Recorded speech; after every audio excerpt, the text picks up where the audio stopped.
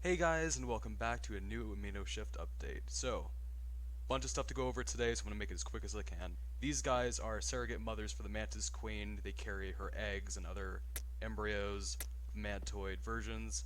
If you kill them, in future areas, less Mantoids will spawn, giving you an incentive to kill these types. I'm working on the Mantis enemy prototype right now. As you can see, this is the most recent Blender variation. As I'm still learning Blender, there's a couple of mistakes I've made and I'm learning from. As you can see, this one was my second enemy that I've made completely in Blender. These guys are going to have to be dynamically cut up into about 8 different pieces. The head, the neck, and then the upper body. The reason for that is because you want dynamic looking for these kinds of enemies. It really gives them a lot of character. As you can see here, it's a very stiff, almost like 1990s enemy, just constantly walking towards you, not really using its head joints or anything like that.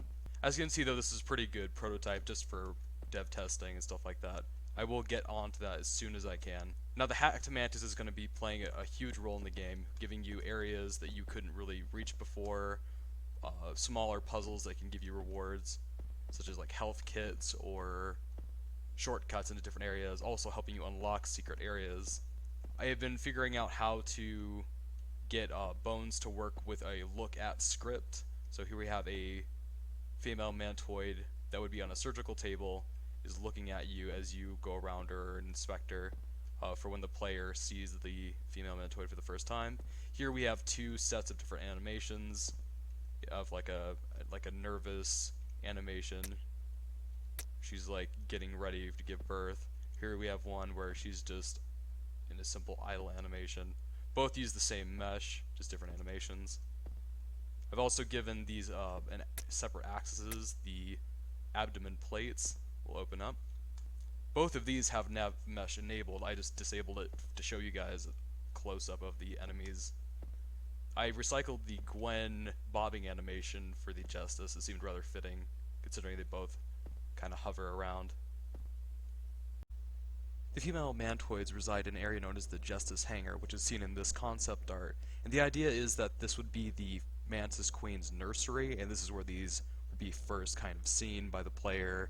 You kind of get to see them like moving around, interacting with each other, or floating around in like the abyss in the distance, kind of giving you an idea of like the depth of the laboratory and how big this whole operation actually is.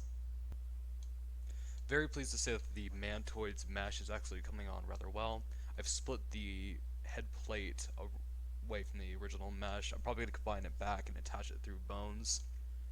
As you can see, I've reconstructed the entire arm, got new mandibles, new sets, geometry. I've segmented the neck and head skin to give it more of like a insect plating on the chest and head, so there's like a gap in between. We have like fleshy tubes or veins and arteries and stuff like that, making this a little bit more exposed.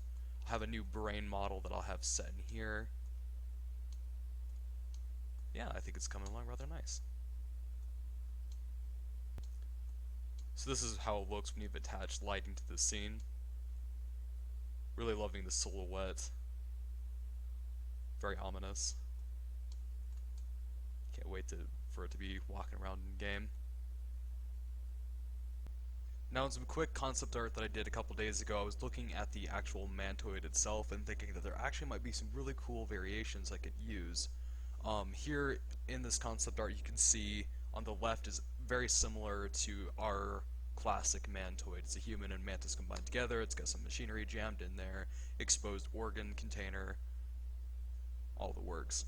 Now in the right, however, I was working on a different type of Mantoid with elongated face. The Mantoid with the elongated face actually has 2 cannons on the underbelly, and its arms act as like switchblades, so it can walk around on the arms and then it can bring out and flip open the arm like a giant blade or knife, and it can slice at the player.